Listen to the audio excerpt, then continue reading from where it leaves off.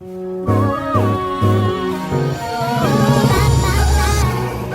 to Psychic Girls Next Door. We are your hosts, Lili and Shannon Miller. This podcast is for all spirituality enthusiasts and psychics next door to share tools, experiences, and spiritual practices that align with your highest vibrational self. So on this episode, we will be explaining the difference between a psychic and a transmedium or a medium. And which one are we? Or maybe are we both? So we'll answer all these questions in our conversation. So both psychics and mediums, they have their own unique style or rhythm of communicating with spirit. But a medium receives a message from spirit, just like a receiver in a radio, and then facilitates communication, pretty much receiving messages from loved ones on the other side. A psychic reads your aura or your energy field for information regarding career, love, relationships, and more, so you can make informed decisions for your ideal outcome and get a better understanding of your life's path. Mediums can be psychic, but psychics cannot be mediums. They are two different methods of energy that some are gifted in one or both. I see it as like being able to channel different pockets of information from source. And sometimes it's different entities, different beings without bodies, dead relatives, you name it. So Lili, I would love to know your experience being psychic. I know that you're a transmedium, not to put you on blast like that. But also just like, what has your experience been like? And you can do like a timeline of when you were younger to now or whatever feels appropriate for you. Yeah, well, interesting is that before I was even aware that I was a psychic, it's something that you don't really know the difference, right? I don't think I've learned about the difference between the two until more recently when we actually started diving into our psychic abilities. But I have been, since I was a child, and I probably, I've already mentioned this in episode 1, that when I was a child, I used to hear beings. And I was all like terrified, scared. I didn't know what was going on. And I ended up like shutting down that ability because that was too scary for a child. And at the time, I didn't have any support or people that I felt comfortable sharing that information. And that fear of being judged or you feeling, unsafe or all the above, And so I kind of went through life just, I think, like suppressing a lot of my mediumship abilities, which is this ability to hear spirit. But it's interesting enough that my psychic side is more predominant, and I think as the years went by and I got more in touch with my psychic abilities, which is more this clairvoyance, right? The ability to see clearly. That I got more in touch with that is that my mediumship abilities, they start to kind of like rise to the surface a little bit more. And I think because also I was feeling more comfortable just tapping into my psychic abilities, and I started to become more curious about my mediumship. And one of the ways that I know that there are maybe spirit guides or beings or whatever that you might call it, I have this, my ears, they start ringing very loudly. And I just know there is just some vibration that I am tapping into or is just trying to communicate. Interesting enough, I also have a physical reaction when there's like beings in around my space where like I have this, like my elbows have sort of like a knee-jerk reaction. I don't even know how to explain it. It's just like, it's really bizarre. And it just kind of goes like up and down like this. And I've noticed that. I was like, and every time I would be like either in an energy reading or I'll be in a place where the energy felt intense and I would have this like elbow jerk reactions. And I'm like, okay, this means something. Maybe it's like someone tapping your elbow. Yeah, kind of, hey. Yeah, hey, someone's here. Nudge, nudge. We're trying to communicate with you. So I have this like little things that I started picking up, and I started asking myself well, what is all this styles of communication? And I started to understand too, there was a form of spirit trying to communicate with me.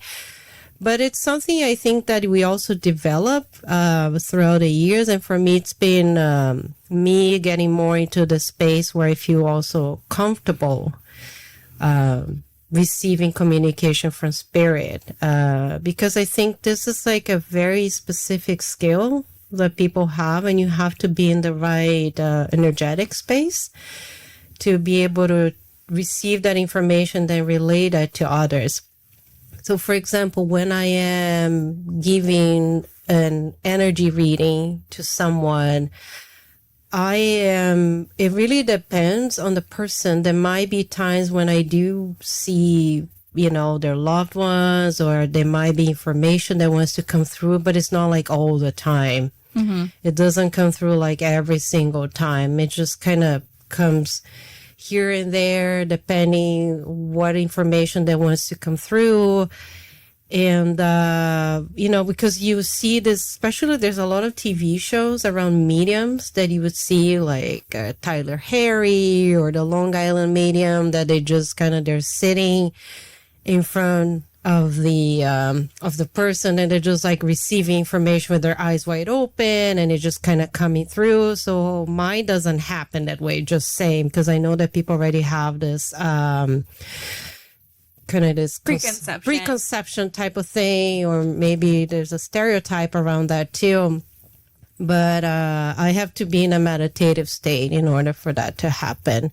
But like once in a while, I will hear things, words or some weird noise that there's nothing around me that made sense that noise was made or was related to that noise. So it just it's been kind of coming up here and there. But interesting enough, I went through the clairvoyant training, and then afterwards I kind of started, and again, like as I mentioned, getting more curious about this transmediumship side. And actually I went to a transmediumship training program last year, actually in 2021. I found a school, and I'll link the school in the show notes, where you learn how to you learn tools and techniques on how to tap into your mediumship space. And that was very interesting. It was a space that I was the complete opposite of being in a clairvoyant space. And it was fun to tap into that, but it was a little scary too. How was it scary? I think it was scary because I was so used to doing things as a certain way. Then when you kind of find yourself in a complete different energetic space, you're like, whoa, okay. You kind of have to readjust yourself into that space. I'm not going to go into a lot of details because it's very specific, when you are in that training. But I was only in the program for 4 months, and for me it was quite a lot, energetically speaking, because it requires a different energy for you to bring in when you are in your mediumship space. How would you, so I didn't do this training. How would you describe it I guess I can tell you, like, whenever I'm meditating, I feel very neutral and open and like ready to receive the information, but with no like fear. Sometimes I have anxiety about things that have happened during the day, and that's my own stuff that's coming up, right? But how do you feel in comparison to, I mean, that's my perception of like the clairvoyant space, or your setup essentially. What is your perception of the clairvoyant setup or the psychic setup that you usually have Like, how do you feel in your body, or how do you feel in your energetic space? And how does that differ to how you feel when you were doing the mediumship or the program?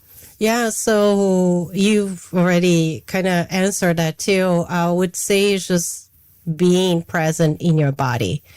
That's where the clairvoyant space, I would say, it's like I would say more so the difference. I mean, speaking, when you are in that setup, it's just being more in your body and you're present, because when you are more in your mediumship space, you work being also outside your body. Oh, okay. And that can be quite nerve-wracking, if you're always like used to being present in your body and just being there. And then mediumship, it kind of teaches, but you do it like in a safe way. I just don't want people to think like, oh my gosh, she's just like taking a vacation. Spirit's just like, oh, hello, I'm going to go take a break in the bathroom. I'll be right back.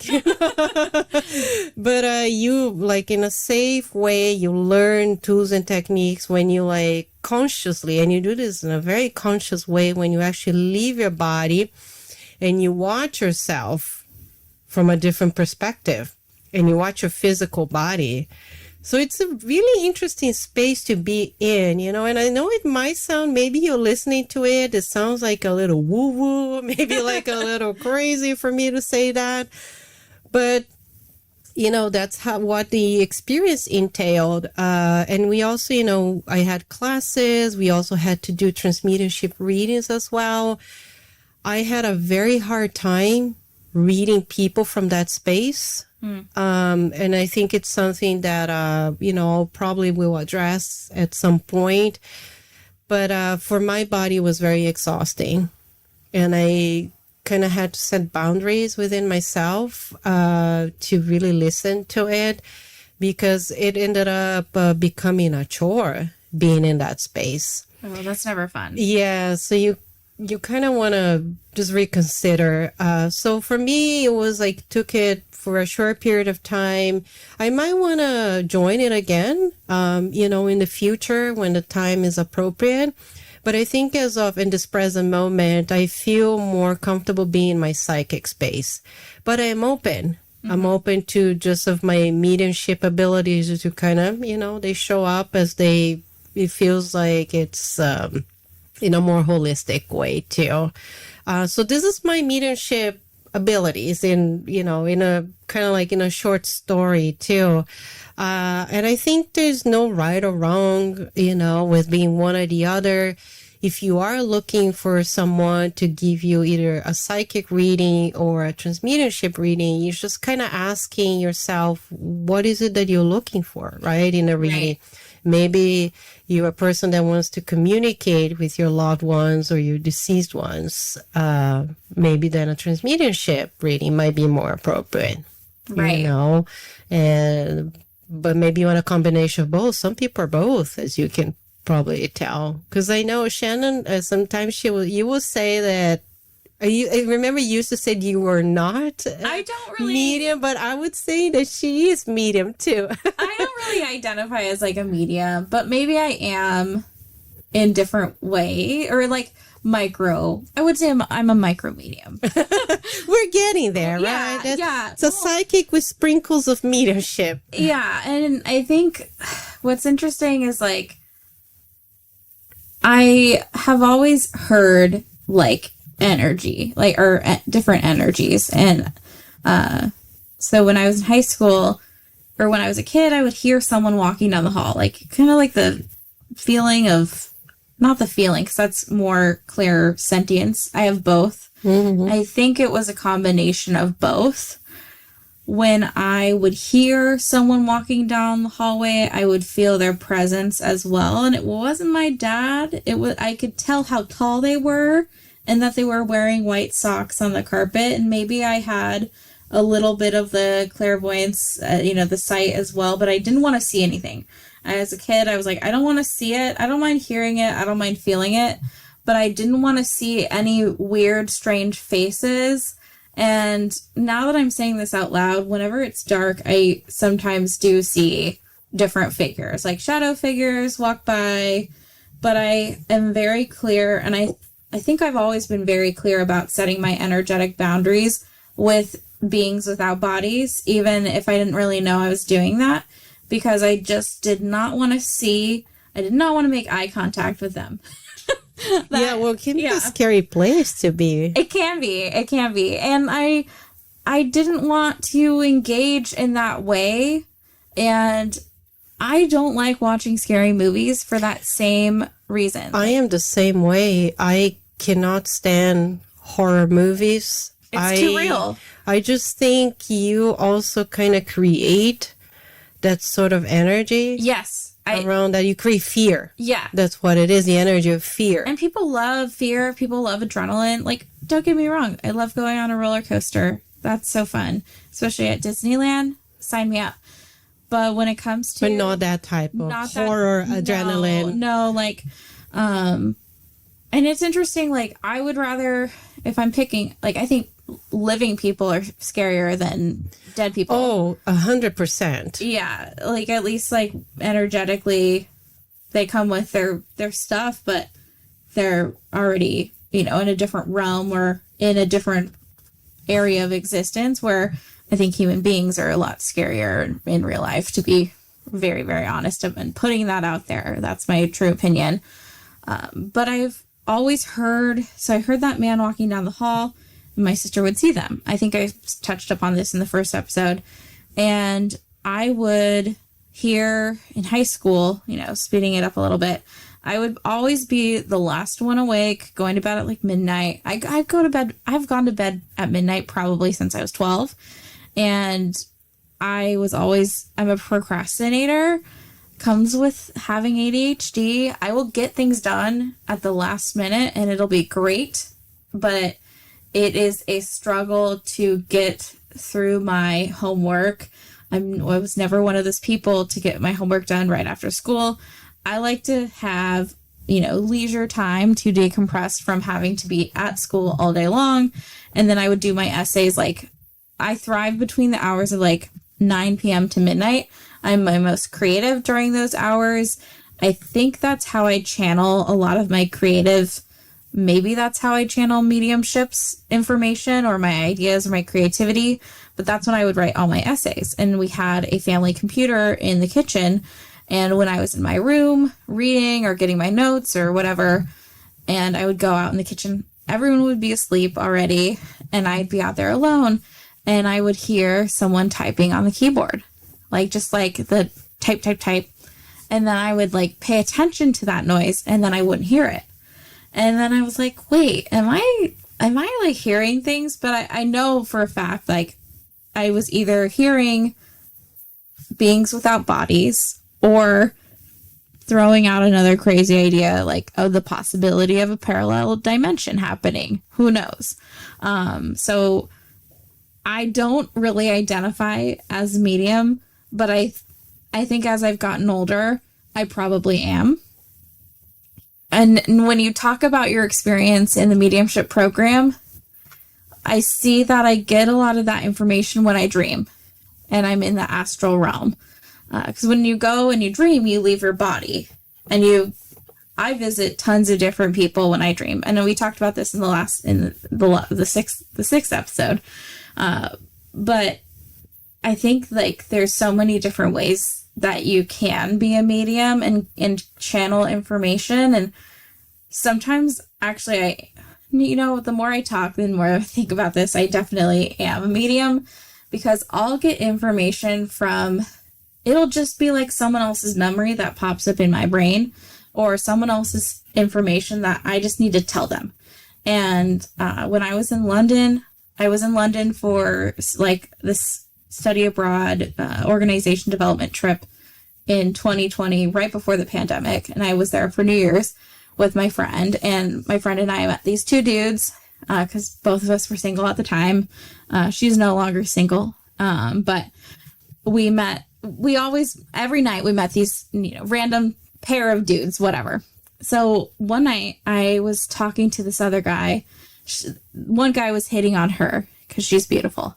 And this other guy, I would always get stuck. Sorry. Well, thanks. But, I get stuck with a friend. That's all. That's usually what happens. And I'm okay with that. I am a casual, chatty gal. Sure.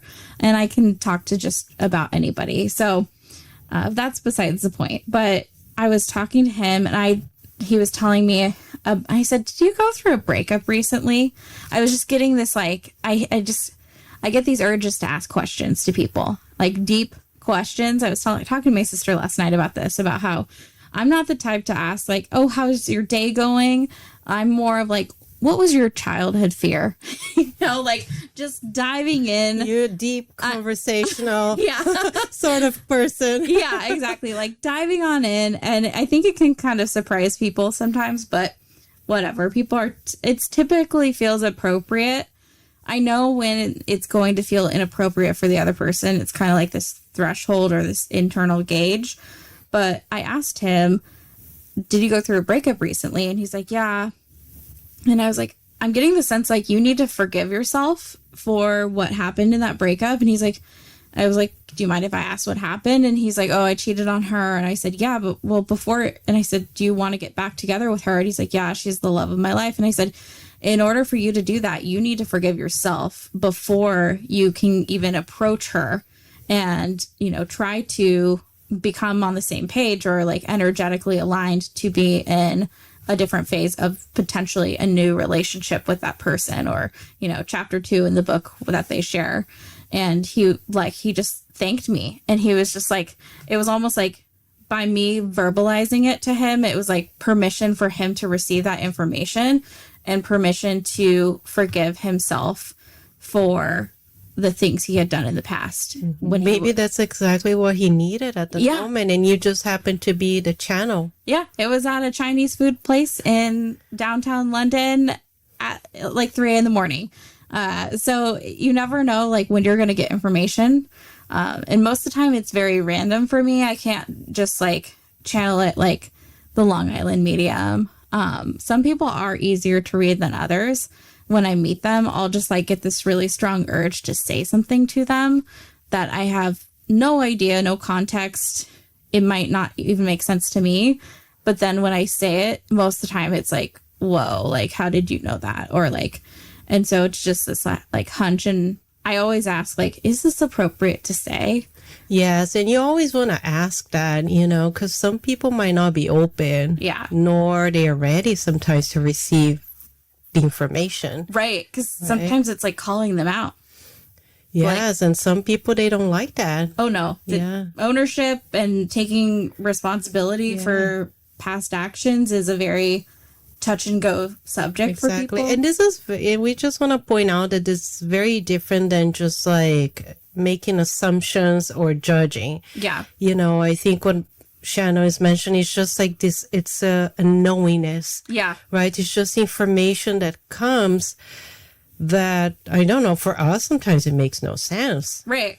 But like with that guy and the girlfriend, I'm like, I had no idea he had a relationship but I knew he cheated. It was a vibe. Yes, you know what I mean? Yeah, because you're picking up the energy, right? And then you just feel that this information feels appropriate to be communicated to the person. Yeah, it was like the feeling of guilt over something. Mm-hmm. I was like, oh, this feels like he's guilty. Like, what is he guilty of? And then I asked him point blank and he told me. And because I could tell that he was very open. And I think that's why I was receiving the information in a mediumship way for him to get the healing that he needed to get.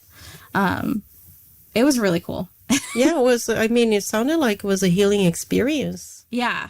And validating for me, too. Yes, absolutely. Yeah. Yeah. But I don't have I say this every time I'm about to say something. I'm like, I feel like I correct myself before I even say it. And that's okay. Yeah. I mean, we're always, I think, discovering things about ourselves. And sometimes we think, this is it at the moment. But it's okay to change your mind, too. Yeah. But it's interesting. Like, I think for both you and I, it seems like that both are psychic and mediumship abilities, maybe sometimes they take turns or they, right? Yeah. Or sometimes it does come a little stronger than others, or I think it also depends the situation or the people that you are reading or picking up the energy from. 100%. And then I guess like information decides to come through us in the most appropriate form, you know, because us also as being the vessel that, you know, relays that information depends how we are at that moment too. I mean, even for ourselves too, we have to be open Right. to receive that information. Sometimes we are not. Right. I'm going to be honest. Like I've had times when there is information coming, like me too. Like sometimes I'm like at the grocery store when there's the public space, and then I look at someone and some information comes, I'm like, no. Mm-hmm. I don't want to hear it. I don't want to touch, because, you know, I am just not in that space at that moment. So I just kind of say, no, thank you. Let's just leave it at that. I just want to go on with my life now. Yeah. So there are moments too that we are not open to be the vessel. So have you ever, I've never asked you this before, but have you ever, when you're at the store and you're making eye contact with different people, have you ever gotten information sent? It's like sending information about that specific person to your brain. Like telepathically? Yes. Like how, or just like you just know it, you hear it, you're like, or just like it's like you're instantly like reading their energy, and it's like, for me, it's like it's a vibe or it's not a vibe. Have you ever had that experience before, or what? I'm trying to like kind of think if there, I don't think like I pick up like specific like words or train of thoughts. The way that I read it too, it's more like I see vibrational colors. Mm. So for example, I might be, and sometimes this happens out of meditation too, when I'm not in a meditative trance, where I look at people and I'll see certain colors around their space, and then those colors might have some sort of meaning. So that's kind of more how I pick up energy. Or sometimes it might be a word that comes, I look and it's like, I don't know, it might be love or whatever that is, but in my case it's a little more subtle. I don't think of like I picked up in a way that is like boom in your face. No, I always am curious, because sometimes when I go to Target, I love going to Target, who doesn't, but we're Target gals. Oh, we are Target gals, psychic Target gals. Psychic Target gals. Target, sponsor us. No, we are, we're Target people. But sometimes when I go into the store, I don't want to make eye contact with anybody, because I have a lot of social anxiety, and I think it's related to being able to pick up on the energy. It's just like, I don't want to have to deal, when I'm in those moods of not wanting to have to make eye contact with people or go in this place of like self-protection. Like I was talking I'm taking a minister's class on Thursday nights at the Clairvoyant school that we went to, and we were talking about our, different past it's essentially deprogramming religious, or basically what is the information you have from past religious experiences, and how can you get it out of your information pockets, right? So that's the TLDR of that class. But I don't know how this got brought up, but essentially, like, I have this ability to cloak myself, kind of like the invisibility cloak from Harry Potter, where sometimes I feel like nobody sees me and I love it. Or sometimes I feel like I go in the grocery store and everyone is looking at me and I'm like, oh no, I left my cloak at home. Like, I did not bring my cloak today and I wish I did. And it's kind of like a light switch. Like, I can turn it on and off, but sometimes I don't know when it's on and I don't know when it's off. And I see that as part of, I don't know what kind of ability that is, but I've had this ability in a lot of my past lives as a way to protect myself, from being persecuted in a past life, or like I saw a lot of like Crucible witch trial pictures in the class on last night, but that's besides the point. So when I go into a grocery store and I don't have my cloak on or my invisibility cloak on, I feel like I make eye contact with absolutely everyone. And it's almost like their guides are trying to talk to me or tell me things that it's like the people are not listening to their guides. And so their guides are like, let's hone in on her. She's open. She can see us. I know she sees us kind of energy. And that's like the information that I get when I go into a public space and make eye contact with a bunch of new people. And most of the time I can just be observant and have that invisibility cloak and just kind of read the energy, which is my preferred space to be in.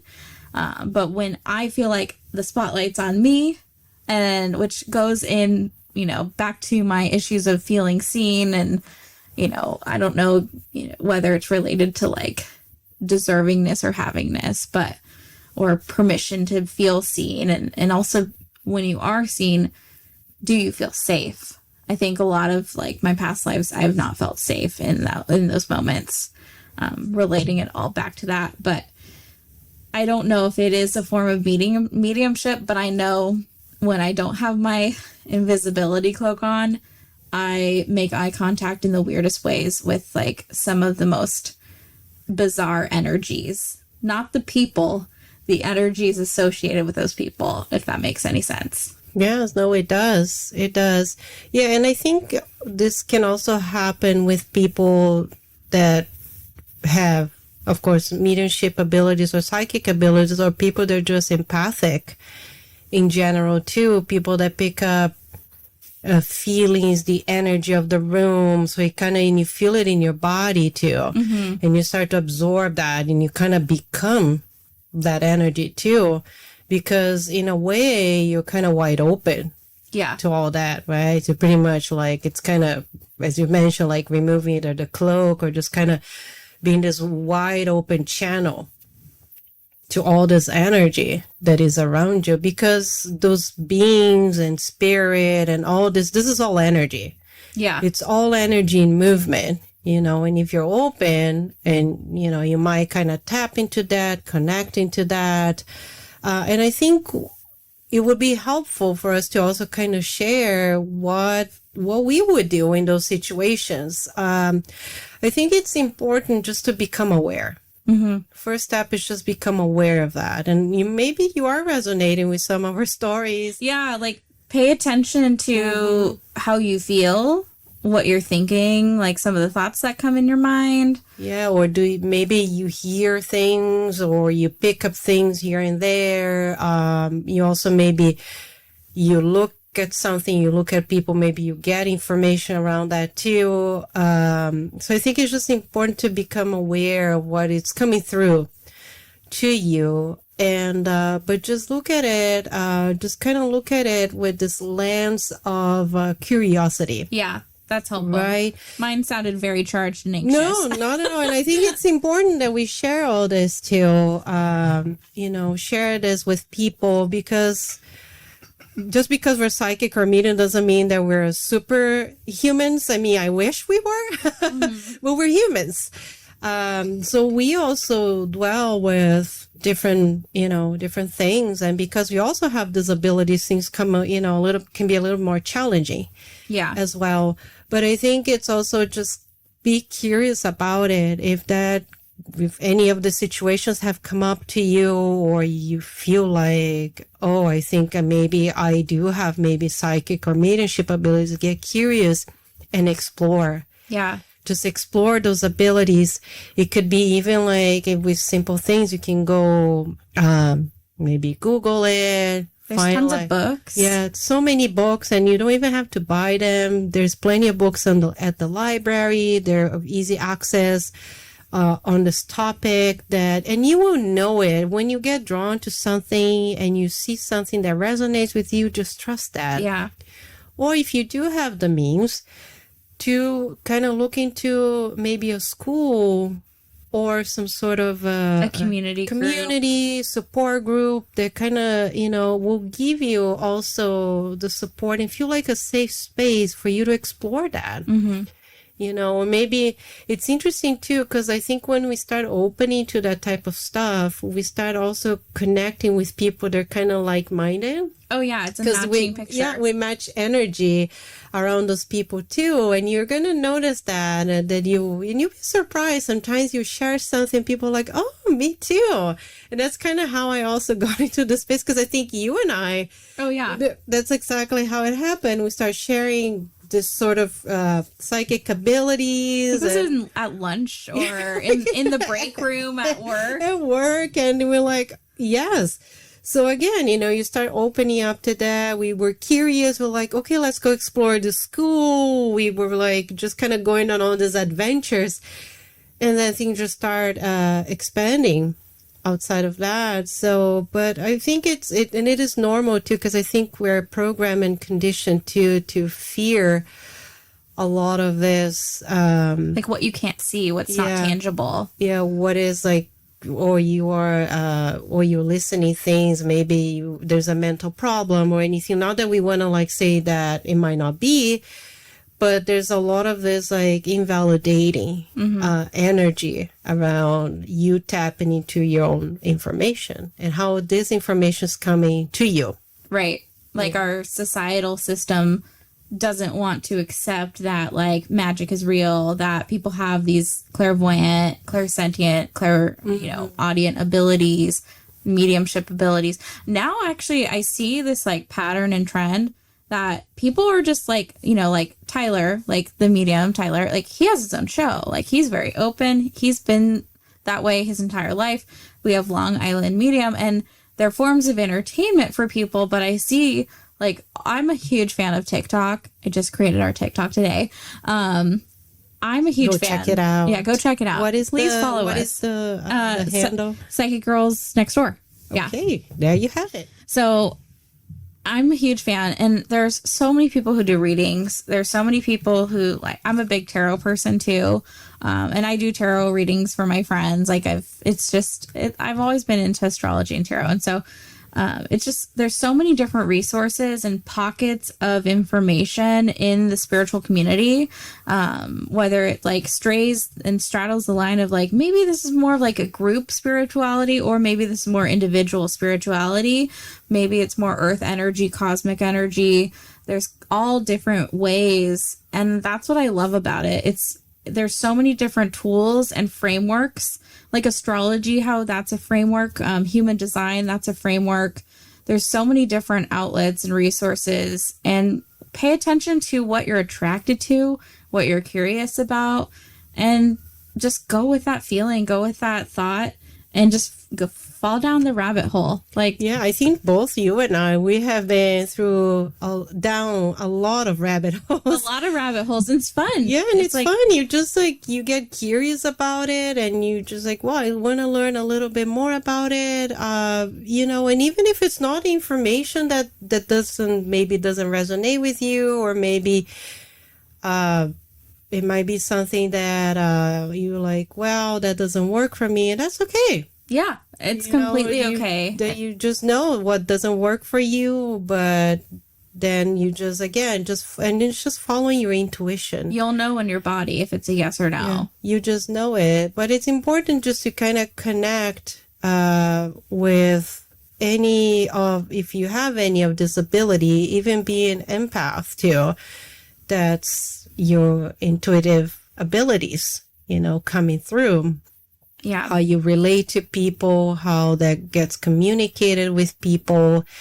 And just like, I think also creating a space where you don't feel overwhelmed. Right. By all this. Because I remember before I started, learning tools and techniques around being in this psychic space, I would get so overwhelmed with like all of other people's information, people's energy in my space, and it all would have become me. You know, I would just like be that sponge that like absorb. Merge. Yeah. Just merge and absorbing like all this energy. And it was very unhealthy for me to be in that space. So learning how to kind of discern that information and not merge it with that, for me, was really important too. We should make t-shirts, discern, not merge. I love that. Yes, this is great. That's a great quote. To just to kind of just notice, just notice again. Notice what comes in and how you feel about it. Maybe there might be people that are listening to this too that do receive communication, from people that have passed away, or maybe your ability to show up in very subtle ways too. Yeah, I think for me, sometimes it's more subtle than others. And every time it's like that gut feeling, right? Like that the intuition. Usually for me, this always happens with like me trying to find love. Like I'm single, I'm dating, and she's single, ready to make love. Like, I want my soulmate. Like I'm manifesting. I think trying is also an interesting energy. When you try too hard, you're going to repel, or it's going to not necessarily flow through. Trust that feeling, go with your gut. And we hope that the tools and information that you've received today from this podcast episode of Psychic Girls Next Door will help you on your path to either discovering that you too are a medium or a psychic, or you might know someone in your life who totally sounds like this, and they might need to listen to this episode too for more information, clarity. Our main goal is to provide resources to all of you and provide a community to you as well. If you have any questions, please feel free to comment, go to our website, email us. We want to know about your stories of either being a medium, being psychic, or just like how does your intuition show up? Because it can come up in many ways, whether it be just knowing, hearing, feeling. This is all forms how your intuition communicate with you. But we would love to hear your stories, your comments. So thank you so much for listening and joining us on this episode. And we look forward to our next episode. So don't forget to leave us a comment or review, and we'll see you next time. Bye-bye. Thank you.